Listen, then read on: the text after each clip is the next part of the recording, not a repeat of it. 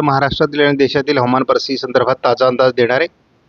आपण बघतो की जरा पश्चिम महाराष्ट्र, दक्षिण मराठवाडा, दक्षिण कोकण असं थोडं पावसास अनुकूल ढग आहेत जे रात्री तयार झालेत आणि या भागात त्यामुळे पावसाचा प्रभाव वाढू शकतो किंवा वाढलेला असेल। आपण जर बघितलं तर महाराष्ट्रामध्ये थोडी मेघगर्जना रात्री झालेली आहे। त्यामध्ये मराठवाड्याचा काही भाग आणि पश्चिम महाराष्ट्राच्या दक्षिणी पट्ट्यामध्ये थोडं पावसाळी वातावरण तयार झाले। सोलापूर, सांगली, दक्षिण भागामध्ये, लातूर, बीड आणि धाराशिवच्या काही भागामध्ये महाराष्ट्रात तसा पावसाचा जोर कमी झालाय। मान्सून विड्रॉलमध्ये काल फारशी प्रगती होऊ शकलेली नाही, परंतु आज थोड्याफार प्रमाणात आणखी मान्सूनचा परतीचा प्रवास वाढेल असं दिसतंय, कारण उत्तर भारतामध्ये पाऊस उघडलेला असल्यामुळे उत्तर भारताकडून हे प्रमाण वाढण्याची शक्यता आहे।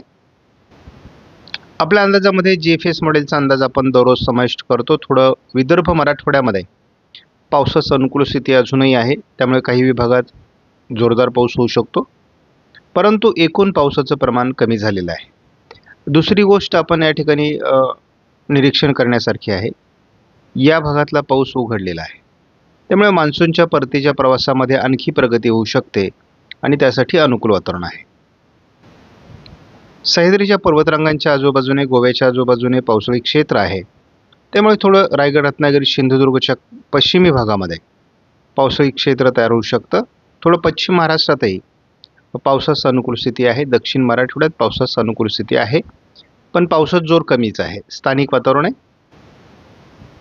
20 तारखेला थोडं मराठवाड्यात आणि उत्तर महाराष्ट्राच्या काही भागात किंवा मध्य महाराष्ट्राच्या काही भागात पावसाचं प्रमाण वाढू शकतं GFS मॉडेलनुसार। GFS मॉडेलने थोडं सोलापूर आणि लातूर, धाराशिवमध्ये पावसाचा अंदाज दिला आहे 21 तारखेला। या पावसाच्या प्रमाणात वाढ होण्याची शक्यता आहे। थोडं 23 तारखेलाही महाराष्ट्रात मराठवाडा, मध्य महाराष्ट्र, उत्तर महाराष्ट्र, पश्चिम महाराष्ट्र पावसाचं प्रमाण वाढणं अपेक्षित आहे, परंतु दरम्यानच्या काळात 23 तारखेपासून विदर्भातील पाऊस उघडायला सुरुवात होईल। थोडं दक्षिण मराठवाड्याचा अपवाद वगळता महाराष्ट्रातला पाऊस 24ला बराच कमी होईल।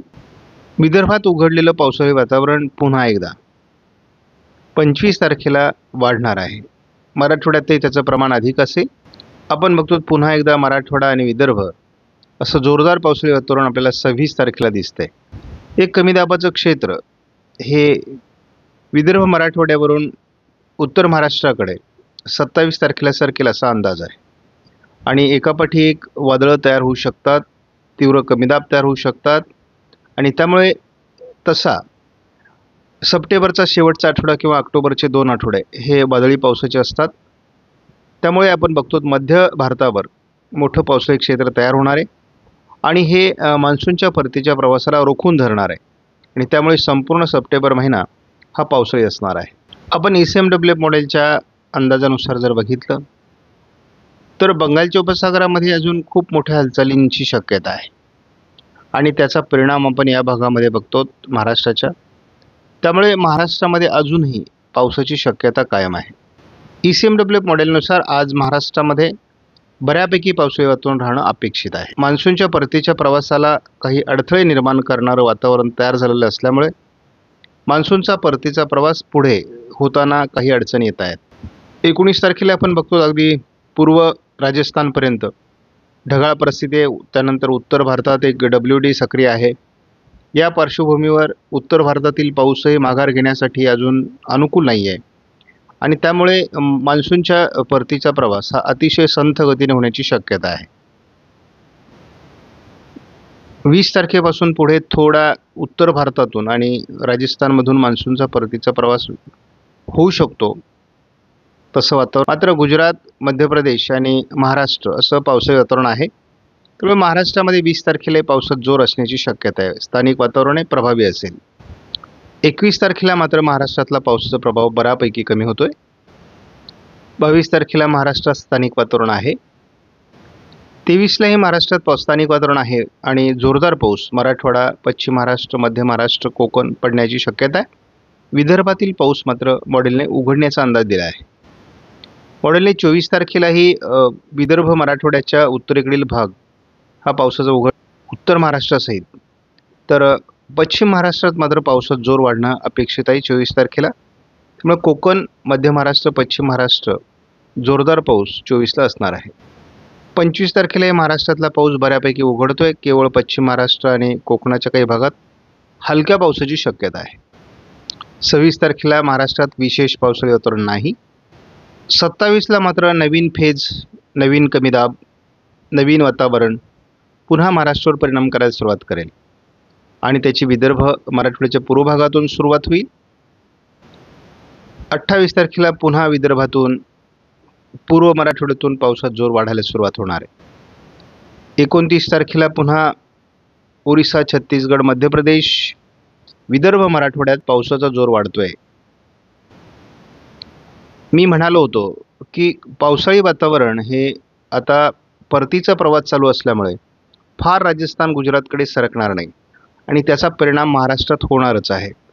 आणि त्यामुळे आता स्पष्ट संकेत आहेत की पुन्हा अतिवृष्टी उत्तर महाराष्ट्र, मराठवाडा आणि मध्य महाराष्ट्र, नाशिकसह होण्याची शक्यता आजच्या अंदाजामध्ये दाखवण्यात आली आहे. अंदाज पुढचे आहेत, अंदाज बदलतील. दररोजची अपडेट बघा.